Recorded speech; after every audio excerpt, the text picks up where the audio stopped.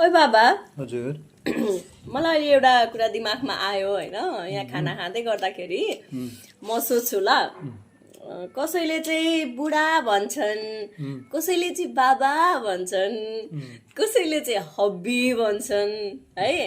यो के भनेको होला क्या भन्नु त कस्तो हुन्छ भने नि हजुर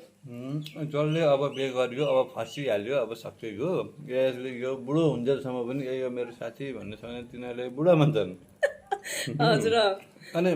कोही चाहिँ अब कसैको चाहिँ मेरो केटाकेटीको बाबा हो भन्ने लागेर पनि हो अथवा म केही जान्दिनँ बाबा म त एकदम लास्टै गुवाँच छु मलाई सबै थोक सिकाऊ है भन्नेहरूले बाबा भन्छन् अनि अर्को चाहिँ कोही अलिक फेसनेबल हुन्छ नि अलिकति एट्र्याक्टिभ हुने यस्तो उस्तो खालकाहरूले चाहिँ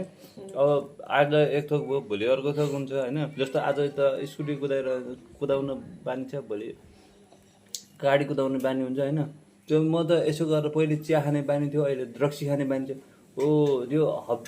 आफ्नो हबिजहरू चाहिँ चेन्ज हुन्छ नि जस्तो हो त्यो चेन्ज हुनेहरूले चाहिँ अब पछि यसलाई पनि चेन्ज गरेर अर्को योभन्दा राम्रोसँग लिन्छु भन्नेहरूलाई चाहिँ हबी भन्छन् क्या बुझेस्